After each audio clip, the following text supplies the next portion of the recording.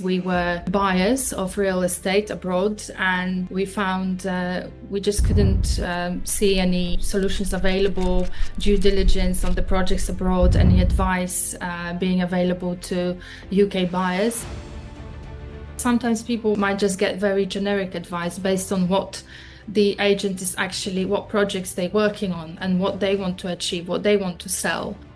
Ravinder Singh Johal and Joanna Moczadlo, the co-founders and partners of Ballantines LLP and Dreamhome's investment.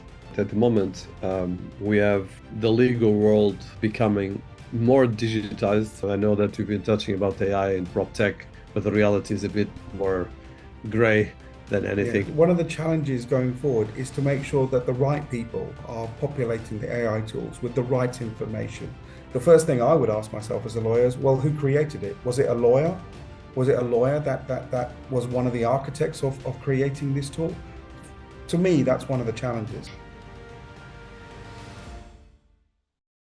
Want to be a part of something bigger? By subscribing, you're not just getting access to incredible content, you're joining a community of like-minded people who are passionate about innovation, technology, and business. Hit subscribe now, and let's build something amazing together. Welcome to the family.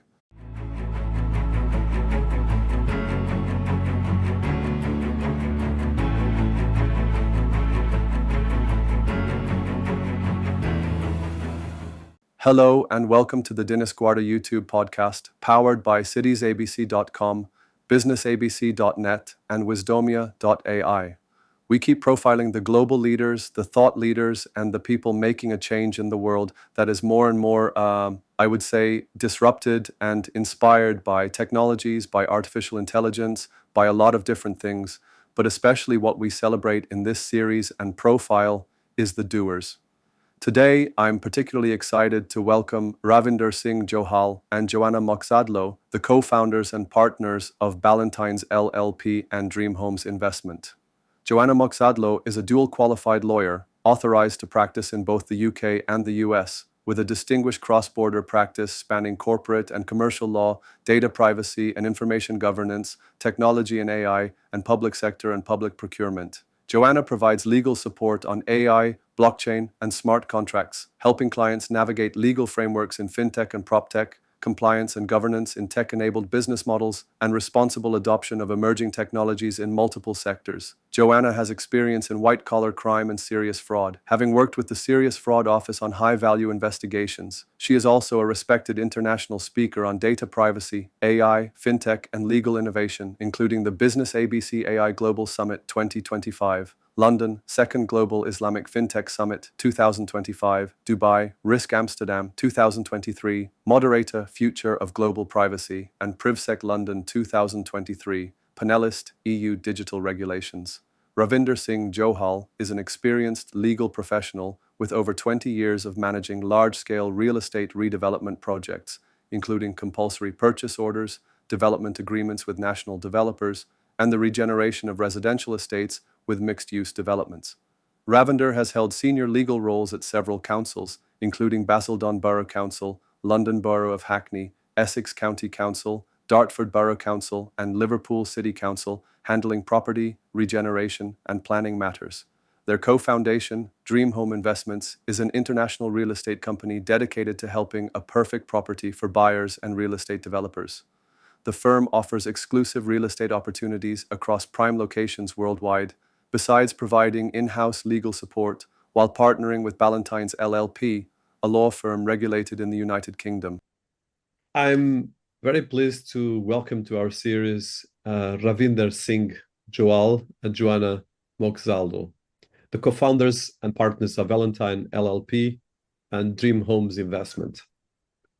I have a very recent but very strong relationship with both of you, and it's an honor to have you here. But what I'm interested in this podcast series is to talk about two people that we cannot put in the box, because you have multiple hats, multiple capacities, and as well a fantastic energy that touches a lot of different things. So before we go in all your achievements and work, I would like to hear about each of you, a bit of background, one story that made who you are today, and probably one person that influenced you. And probably if you can go back as well a bit in time, if you would see yourself doing what you're doing now. What an introduction. Thank you very much for that, Dinis. That's very kind, and thank you very much for having us. Yes, thank you very much, Dinis. It's great to be here, and thank you. Starting with the question, how would you go back in time and looking at what you achieved and who you are today? Well, I've been a real estate solicitor in the UK for the best part of over 20 years, working in both the private and public sector on both commercial and residential real estate transactions. For the majority of my career, I've been specializing as a lead project lawyer for large-scale real estate developments, working with some of the largest and most prolific national house builders in the UK. In terms of answering your questions about if I could predict seeing myself where I am right now, looking back and going back in time, I probably could never imagine that I would be where I am now. I always wanted to become a lawyer, and that was always my plan and my purpose. And I worked very hard to achieve that. But I come from Poland originally, and I thought I was going to qualify in there, but my sort of life situation changed, and I moved to the UK. And from here, the whole story began in a way that I could never predict it. So I am a qualified lawyer, both in the UK and in the US. And in terms of people that I met along the way, there's probably a long list of people that I am very grateful for influencing both my professional and personal career. And I would say one of those people is also Ravi, my business partner at the moment, because we met 6 years ago and we started working together as lawyers. And I think that really shaped our story. That's just how it started. So now I'm very happy with where I am at the moment and with the whole story to date.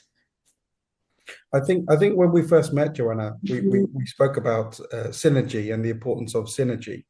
And it was quite clear whilst we were working that the synergy was growing and growing, and that you and I were we had the same ideas on how to carry forward certain things. And certainly being entrepreneurs now, that has now escalated to another level as well. But thank you very much for that.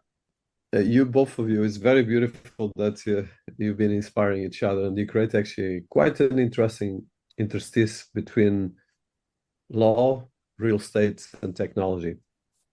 And as well, just the fact that you actually have two companies and two backgrounds. So let's look at that interstice between law, real estate, and technology.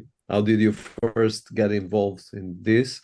And as well a bit how you created your own company, because I think for people listening to us, it's always interesting to see how two partners create a business and put things forward. Joanna, I'll take the first part. Well, when we set up to create Ballantines LLP, we wanted it to be a law firm that was different in its approach. We wanted to help small and medium enterprises and to grow with them. We thought that's the best way to grow our clientele by growing with them. And it certainly has assisted so far. As we've grown, they've grown. So we understand the risks and opportunities and challenges that they've had to go through. And that has meant that Joanna and I have had to think outside the box in a number of ways on how we approach legal transactions or legal disputes, just by thinking outside the box and thinking more commercially. Yes, that's correct. And we are still very much always thinking about the people around us, the community, and even creating Dreamhome's investment that was pretty much created as a solution to an obstacle or a problem that we faced ourselves, because we were buyers of real estate abroad, and we found we just couldn't see any solutions available, due diligence on the projects abroad, any advice being available to UK buyers. And of course, both as lawyers, we decided that that was an opportunity for us to try and create something to a vehicle to help people going forward. And we're both lawyers, and Ravi's actually, his experience, he's a very experienced real estate lawyer, and I actually first got involved with the intersection of law and real estate, also working within the legal sector, especially within the public sector, working on construction projects and dealing with all the aspects of procuring contractors and work packages for a very high profile and complex development project. And then at the same time, because I've always worked with the technology and emerging tech law, so combining these areas, real estate and innovation, it all came naturally. That's why now with the Dreamhomes investment, we work at that intersection to help investors make better property decisions, and also supporting them in navigating legal and regulatory challenges that they may face. So one of the things that is quite interesting about what you touch is that at the moment we have the legal world becoming more digitized, but the reality of our economy is still very far from that. And at the same time, when it touches with real estate, probably is even more challenging. So, like you said, Joanna, you start, and Ravi, you both start trying to solve a problem you have. And that's one of the things I love in this podcast and this series is how can we solve problems in the real economy? And that's what the best business do. So in your case, Joanna, you work with PropTech and AI-driven investment decisions, and as well in data. And Ravinder, in your case, you have a perspective of real estate development, and you work as well in terms of working with big players, big property personalities, and a lot of different parts. So how do you see these changes around, first of all, the law and the real estate development, both on a kind of a country level and international level, first of all? Well, I think the first and foremost thing to have a successful real estate project, it's important to get the due diligence, and that's where technology comes in. And certainly over the last few years, we've seen more and more technology becoming part of a lawyer's day-to-day work profile, where technology is used, particularly AI-powered tools, to streamline due diligence, accelerate feasibility analysis, data collection, risk assessment, and helping with making more informed decision making, which can only assist with faster delivery of real estate projects and allow for more transparency and inclusive and sustainable planning. Ravi already touched upon the privacy, and I actually specialize in data privacy and governance, and that's how I actually started my legal career. So I've been doing this for quite some time, and now dealing with AI and PropTech, we know that these rely very heavily on personal data, financial and behavioral data. And as well as governance issues. So these are now very central to how we build the real estate, including real estate technology. And if people contrast how their data is being used, then technology simply will not deliver any long-term value.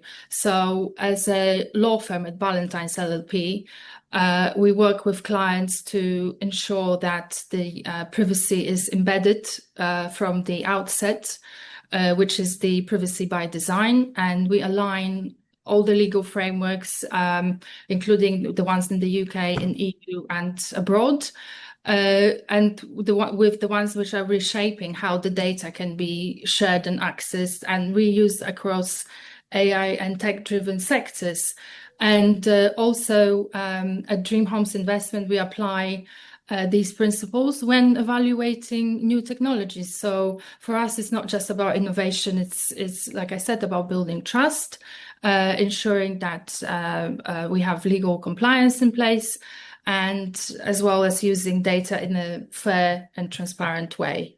I just think that with technology, especially with especially with real estate projects and the relatively tight timescales that lawyers are given to turn around projects, technology is allowing for greater access to information, so that there's greater opportunity to ensure that there is transparency and more commercially sound decision making. So as to ensure regulatory foresight and compliance with current laws and regulations and alignment with current policies. So it really does assist going forward.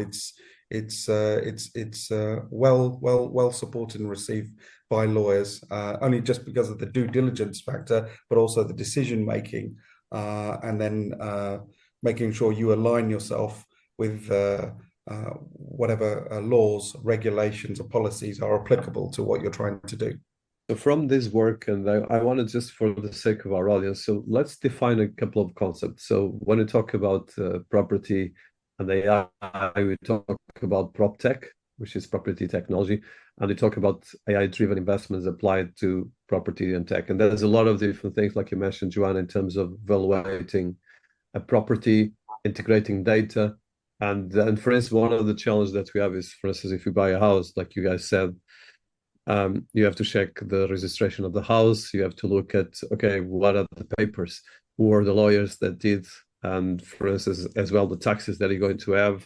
And are you going to be looking as well if you are buying abroad or if you are not buying the same country you are, you can get in trouble. There's a lot of different things. So I know that this is one of the areas that Dreamhome's investment has been specialized, and I know that Ballentines, your legal firm, has been touching on that. So first of all, if you could explain what is Dreamhome's investment, and then what it is Ballentine, and how we work together, and some of your offers around the topics that I just mentioned. Well, with regards to, we set up Ballantines LLP first. That's a UK-based law firm. And we set that up primarily to assist with real estate transactions, whether they're large-scale projects or some of the more smaller individual commercial and residential transactions. Whilst we were doing that, we happened to purchase off-plan properties in the UAE. And as Joanna alluded to earlier, we decided that the due diligence and the protection for UK buyers primarily wasn't really there. Where we found that in the real estate market, when you're purchasing properties overseas, a lot of agents, they just want to sell you something very, very quickly. So there wasn't that due diligence taken on some of these purchases. We felt that there was a greater level of protection that was required, hence why we created Dreamhome's investment, which was to act as a consultancy, not just to pick a real estate, which real estate to purchase in which country or jurisdiction, but also to explore other things, such as what are the tax implications for this as well, what are the residency and visa issues, what other services are required if people are looking to relocate abroad. So we wanted to combine or to put together a service that serves our clients on a holistic level.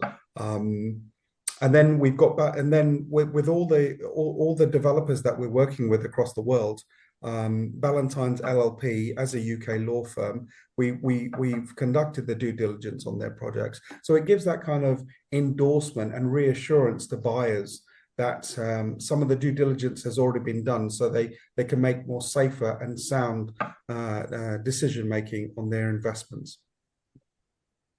And at the same time, throughout the process, when we were actually establishing our law firm, Ballantines LLP, we always wanted to concentrate on building a community of our clients, of people that we wanted to help and support going forward. And this same principle we actually now have for the Dreamhomes investment.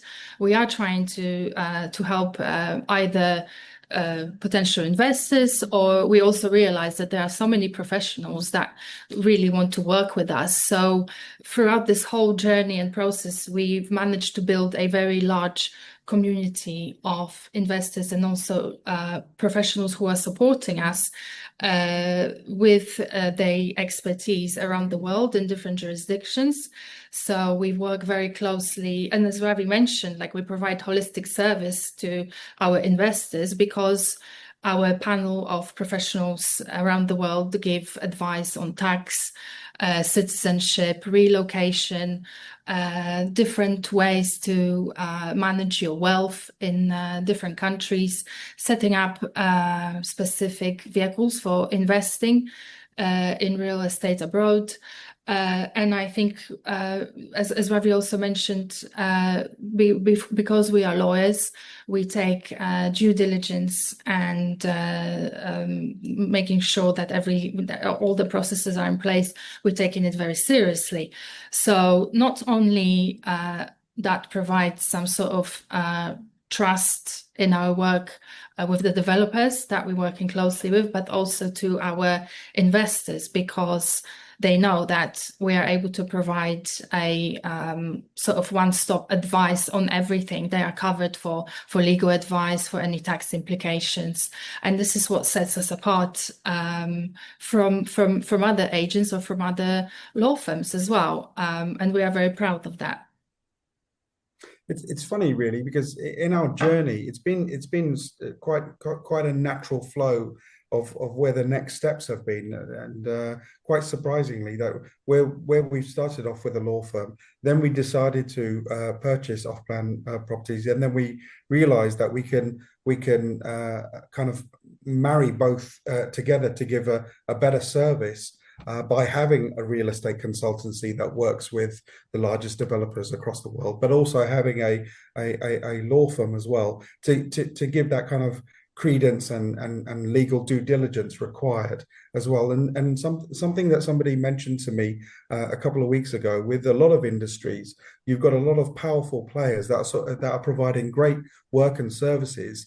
But like with a lot of industries, a lot of these organizations are working in silo. And we feel that to give better service going forward, it's best that a number of these organizations come together or collaborate together to give the best service possible. And that's what we're trying to do with both Dreamhomes Investment and Ballantines LLP.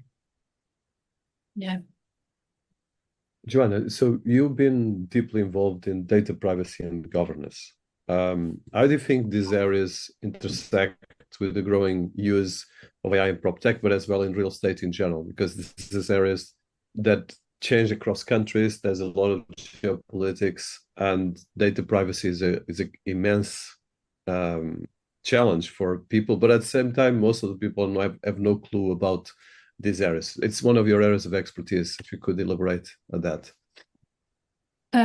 Yes, so I think I've mentioned a little bit about data privacy and how it is pretty much at the core of AI and PropTech, and as well as real estate at the moment. So this is very central to building any real estate technologies. And at Ballantines LLP, we currently are advising clients or on any cross-border transactions involving not only commercial, but commercial transactions do tend to involve personal data and privacy elements. So we try to concentrate on embedding the privacy from the outset. And that includes aligning with key legal frameworks across different jurisdictions. So in the UK, the EU GDPR, and then we have the new Data Use and Access Act as well, which is reshaping how data can be lawfully accessed, shared, and reused in different types of tech-driven sectors. And in terms of Dreamhome's investments, we apply all these principles when adopting and evaluating new technologies. So this is all very much at the core of the new developments, and the intersection here is that the technology is moving forward very fast, but the legal frameworks have to follow the same sort of route. So we always have to be up to date with the requirements, not only on the technology level, but also legal levels across different countries, if we actually want to create a very well-structured frameworks. So picking on that, and I think it's these frameworks in theory are great, but the reality is a bit more challenging. So Ravinder, you've been working with public bodies and national developers, national and international. So from your experience, and for people listening to us, because I don't want to make this too much theoretical, what are the best practices, and how do you think buyers, investors, and other players can best use the legal frameworks and try to get this innovation that we're talking about, AI and legals, to get best solutions for what they try to do, both for large-scale projects or for medium scale, and even for the acquisitions that they buy when they buy a house or sell it? I think ultimately it's about gaining as much information as possible, and to undertake the necessary due diligence going forward. And when you're talking about things such as when you're acquiring land through things such as compulsory purchase orders, it's even more essential that the due diligence is done, which is undertaken a lot by, or can AI tools and so forth can assist a lot with that, so as to reduce the risk of objections that would inevitably delay the delivery of real estate projects. And that's also the same for funding arrangements as well, where again, due diligence is required, which again, something that technology can assist and support, can provide a lot more quickly, so that every interest has been accounted for and mitigate for and reduce the risks going forward. New technology like blockchain and decentralized platforms offers exciting tools that could help, like such as keeping better records, automating payments, tracking progress in real time. But then also when you're dealing with public money and decision making that affects communities, you still need to be clear on what the legal controls are, human oversight, and proper checks and balances to ensure transparency. So for me, the challenge is finding the right balance, and we can use technology to improve how we work, but we also still need to provide a strong legal framework in place as well. So it's not about removing the lawyers or decision makers, but it's about making sure that the tech is used in the right way so as to support them and make the process a lot more efficient and add more transparency without losing accountability. So you both experienced working with cross-border clients and investments. How does this national international law play a role in shaping real estate developments, and especially, again, some of the best practice you found on that? And like what you just mentioned, Ravi, one of the opportunities here is not sometimes the AI is about, or the technology is about the people you know, and how you create this ecosystem. And then both of you touched the ecosystem, the importance of ecosystem. But like, if I would look at 5 bullet points about, okay, how can we get a good process, and of course to hire someone like you or to work with people like you, and as well to find the ways to avoid potential, because sometimes you get in serious trouble buying a property or getting bad players, or even just get lost because you don't know what to do, and you might end up actually with a lot of issues. If I can start on this, so international law does play a key role in shaping all of the cross-border real estate deals, especially now that the technologies like AI and blockchain and tokenization are becoming more common. And so at Ballantines LLP, we work with clients on complex international transactions where the legal landscape goes beyond just local property laws or other laws.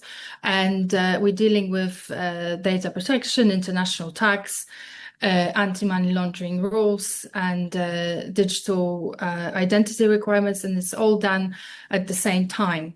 Blockchain, for example, and smart contracts, they raise big questions about legal title, enforceability, how due diligence is carried out across borders.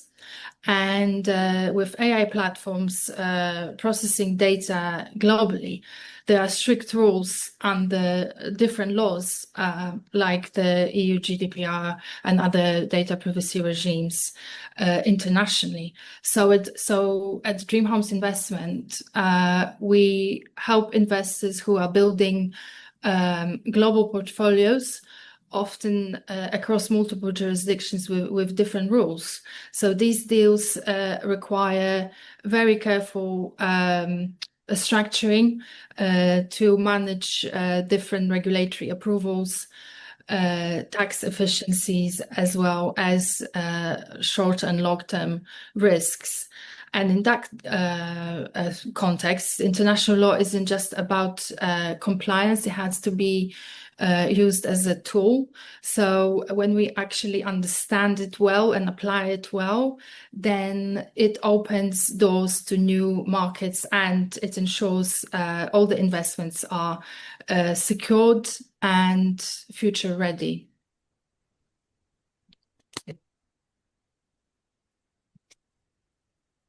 So coming back to a continuation of that, so Ravi, you manage projects with significant legal complexities. So there's a lot of things special related with funding of a real estate developer or property builder. There's compulsory purchase orders and funding agreements. And my experience, even actually working with real estate, is that, for instance, if we buy any property in another country or even in the same country, there's so much red tape, let's put it that way, that you have to go through. And normally you have to get really great industry experts because you can get in serious trouble. And then even after you buy it, you still have to go through a lot of different layers from, okay, the right documentation, how you put this documentation. A lot of these things is very regional. We're not even talking about international. And I know that we've been touching about AI and PropTech, but the reality is a bit more gray than anything we're talking here. So I'd like to talk about that and how we can look at that from your experience. You know, the funny thing here with the legal industry is that it's changed a lot from when I first started, even before I qualified, to now, where you've got a lot of lawyers who are very accomplished specialists in their own field. But the trouble is that when you're talking about purchasing real estate in one country, or whether you're purchasing real estate in another country, you have to draw on a number of different areas of law and specialisms that one lawyer will not ultimately have operating under one hat. So this is where AI technology such as AI tools can help and support that by looking at some of the red tape going forward and certainly advising the professional what risks they need to advise their clients of going forward. So I only see, certainly with the real estate industry, technology being supporting and assisting. I think the thing is with lawyers, it's about time taken to do the due diligence. Now, when you have technology that can help and support that, not only provide the information, but then also you've got AI technology that can advise of certain challenges or risks that need to be overcome, the red tape that you mentioned and so forth. That's where AI technology comes in. But again, it's about striking that balance between not having so much over reliance on the technology, but just to make sure that it's used in the right way. I'm not too sure whether I'm saying as succinctly as I can, but what the message is that AI technology is certainly welcomed in the legal industry because of the demands and pressures that are put on lawyers. But the key is to find the right balance going forward. No, very good points. Do you want to add anything to this, Joanna? Because I think this is, for me, for people listening to us, probably the biggest challenge. Because, of course, when you speak about AI, my understanding is 99% of people don't understand it. Let's be realistic. Yes, everyone goes to ChatGPT or Claude or one of Gemini, but one thing is going to that, but the reality then becomes much more considerable. And as well, the reason I'm repeating this is because, for instance, even my own experiences, then you have to go in a phone call and call with the lenders, the organizations, the banks, and then the legal and the financial, and then the bureaucratic becomes sometimes a very complex part. So I would like to see how you see as well this part, Joanna, even from your data perspective. AI is certainly something that many people don't really know about very well or very much at the moment. But I think it's important to use it as a tool that can just help simplify processes and just make work easier for not only lawyers, but different professionals. So I wouldn't say we should rely on AI technology in terms of real estate transactions. It certainly is very helpful. It saves a lot of time. It, like I said, makes the processes easier. It's just that at the moment, when we are dealing with multiple areas of the world, multiple jurisdictions, certain practices actually operate on different levels. So it's very important to be aware of those differences going forward. And that's why, in terms of professionals, including legal professionals, it's important to work as a team and be aligned across different countries. But the technology is there to help and simplify everything going forward, and I can see that it's going to be used by any industry in the future. See, for me, when we speak about technology and use of AI is only as good as what you put in it. So one of the challenges going forward is to make sure that the right people are populating the AI tools with the right information, advising of what the right risks are, so that AI tools can be used properly. And I can see that as one of the challenges going forward, where, let's say, as a lawyer, I'm presented with something which is packaged up as a brilliant legal AI tool. The first thing I would ask myself as a lawyer is, well, who created it? Was it a lawyer? Was it a lawyer that was one of the architects of creating this tool? To me, that's one of the challenges. Yeah, you touched a very important thing. So let's forget for a while AI or blockchain. Let's just look at your work as both Ballentines, so legal lawyers, and your work as consultants in the Dreamhome's investment. What would be the parts that you bring to the table? Because I think we end up actually sometimes going on the rabbit hole of trying to talk about these beautiful concepts, but the reality is much more, I think, black and white, or sometimes a lot of layers, not black and white. So how do you see this? And especially, let's put here for people listening to us that are looking for buying, like you said, we can have an investor, you can have a developer, you can have someone that buys for the first time, which I think is not necessarily your client, but someone that is really trying to get into this or is already into this. What would be the lessons that you have that you would like to share? Well, I mean, Joanna, if you don't mind, if I start.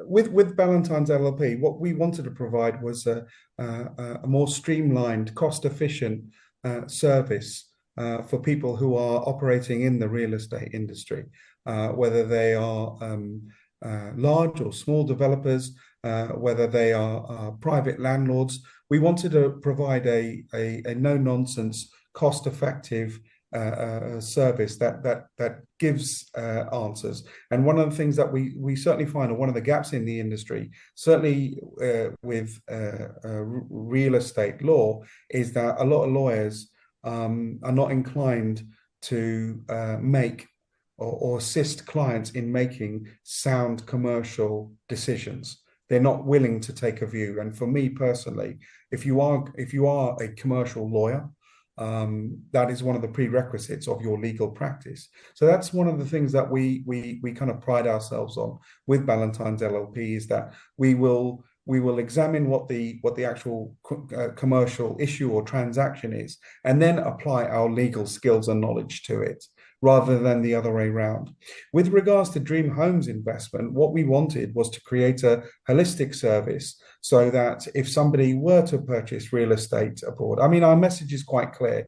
There are more investment opportunities in purchasing in real estate abroad. There are a number of countries around the world at the moment that are offering quite fantastic tax efficient schemes, offering some beautiful and luxurious properties, and we feel that with real estate investment, now is the time, certainly for the UK buyers, to look around the world and to see what fantastic projects there are. But as well as buying the real estate, our message is that think of all the other things that come with that as well, and that's what we have put together at Dreamhome's investment. We're not just a real estate brokers.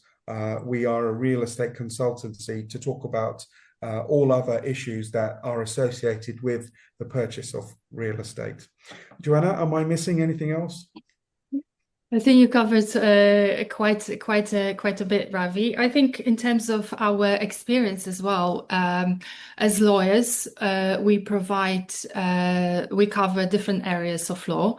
So we actually complement each other, because Ravi is very experienced within regeneration, real estate, both commercial and residential, as well as just sort of commercial law as well.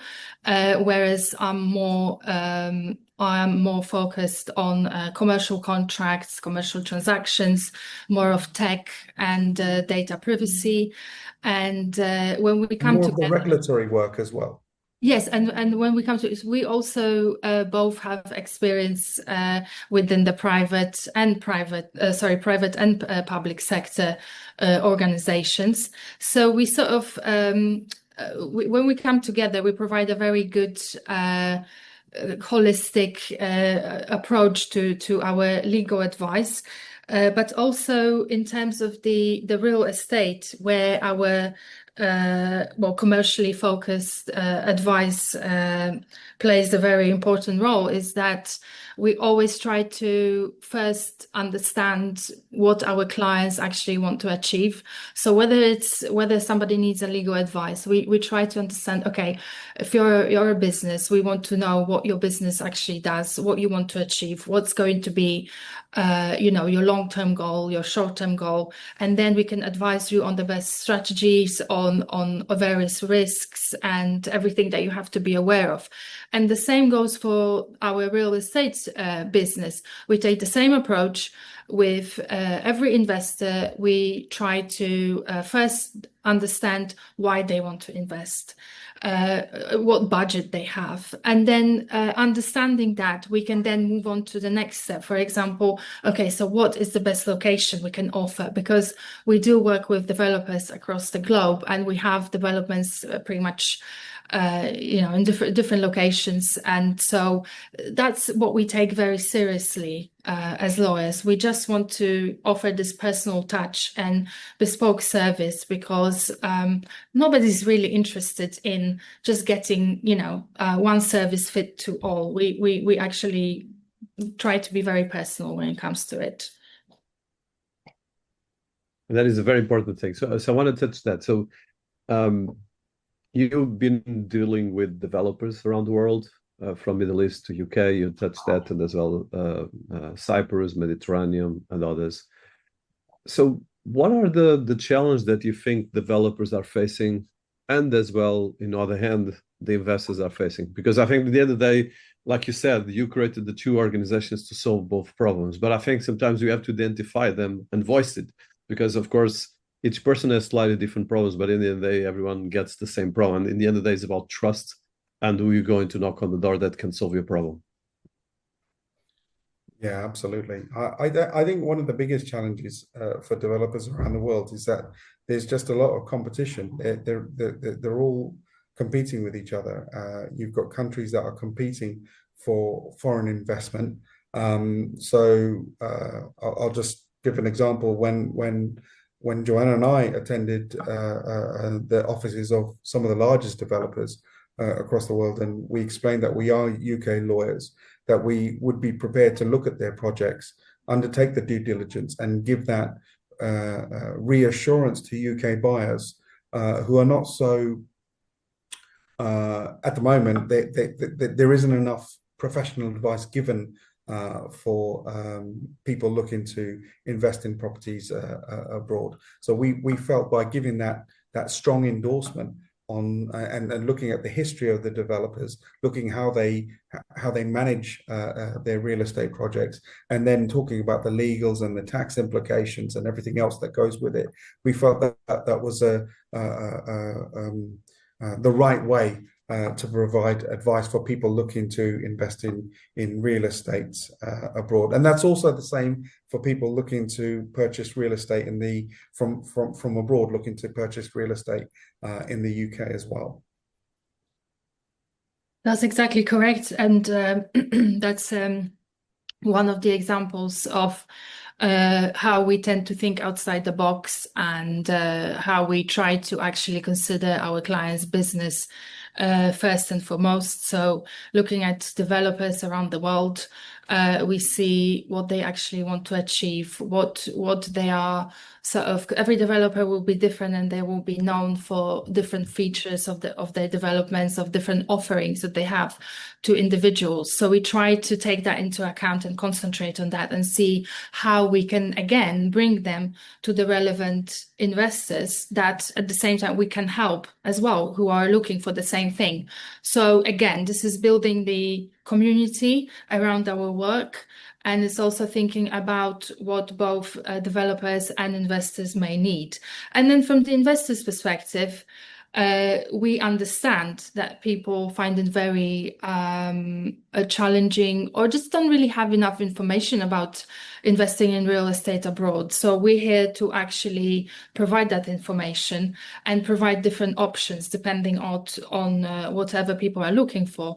And as Ravi mentioned, in terms of trust, we are aware of different situations where, for example, dealing with individual agents around the world, sometimes people might not really get the best advice, and might just get very generic advice based on what the agent is actually, what projects they're working on and what they want to achieve, what they want to sell. Whereas with us, we don't really concentrate on that. We want to make sure that our relationship, both with developers and investors, is a long-standing relationship based on trust and based on security, because we as lawyers are not going to be vouching for something that we don't feel ourselves is worthy of that, because of course, you know, we do want to make sure that we have our reputation here to uphold as well. And one of the things that we've done for both Dreamhome's investment and Ballantines LLP is look at gaps in the market where we feel that something hasn't been addressed by industry players. And I guess as lawyers, it's easy for us to identify what those gaps are, and then work with different parties to try and see how we can address those gaps to provide a better service for whichever industry that we're we're working at the moment. So with the real estate industry, we're constantly finding out innovative ways to get more investment, or how to sell more real estate, looking at ways that haven't been covered. One such one in particular is there hasn't been some active marketing campaign, let's say, established brands. And when established brands want to expand into another foreign jurisdiction, how do they go about doing that? Who do they go to? Do they go to an agent? Do they go to a lawyer? Do they go to a surveyor? And that's one of those things that we are trying to address at the moment. Fantastic. There's a lot of things here. So I'm conscious in the economy of scale and time. So one last question. So you are on the cutting edge of both legal, investment, and real estate, but as well right now you are starting to do a lot of projects with AI, and we actually involved in creating a Citiesabc properties. So for people listening to us, and you gave a lot of advice, so I think we should not repeat, but so what would be the best way to use the wisdom of what you said, but as well try to look at these new technologies that we discussed during the last 1 hour, but try to apply it in the right way and not be lost on it, because I think that's the risk about everything that we've been discussing here. Joanna, do you want to go first? I would say it's probably just talking about this the technology in PropTech and how it should be used. And Dinis, you mentioned our new work that's been undertaken with Citiesabc. I think it's probably a good time to mention our new project which we are working on. So in terms of PropTech and how it's transforming the way people invest in real estate, it's making the process a lot easier, more transparent, and more people than ever can actually consider investing abroad. And so we are seeing a very important shift, and we are fully embracing it. And right now we are working closely with Studium, which is a leading AI and tech company, to build our own global property investment platform. And the idea is to make international real estate easier to understand and manage, whether you're a first-time buyer or whether you're an experienced investor. The new platform will include certain smart features like AI tools and digital concierge services to guide users through the entire process, from just exploring different opportunities to getting legal support, to managing the investments after the purchase. And we are also building creating this exclusive membership option and a VIP investor club, which will give users access to premium services, curated opportunities. And the goal is to create not just a digital platform, but a complete and also trusted ecosystem and community for developers, buyers, and investors. Yeah, I think with the creation of what we've unofficially at the moment named as Dreamsabc platform, what we are undertaking is the due diligence on all the opportunities, and looking at the current gaps in the real estate industry, also looking at the risks and the challenges that we are looking to address when we are building this platform. And the aim is to build the most prolific and sophisticated real estate platform in the world, where we are looking to work with land registry departments across the world, and also with the largest developers as well, and other real estate professionals, to create something really special that can be used as an effective tool for the purchase or redevelopment or sale of real estate all over the world. Well, thank you so much. There's a lot of things. We're going to come back to that and other things that we're discussing around the Citiesabc properties and the Dreamhome Club. And for today, it's an honor to have you here. Congratulations in the work you did, both in creating a legal firm from the scratch, Ballentines, which is not easy, and as well Dreamhome's investment, which you guys have been doing a lot of international, I would say, successful and fast-growing growth on these directions. Thank you for having you here. It's been a pleasure and an honor. Thank you so much for having us, Dinis. Thank you so much, Dinis. It's a pleasure.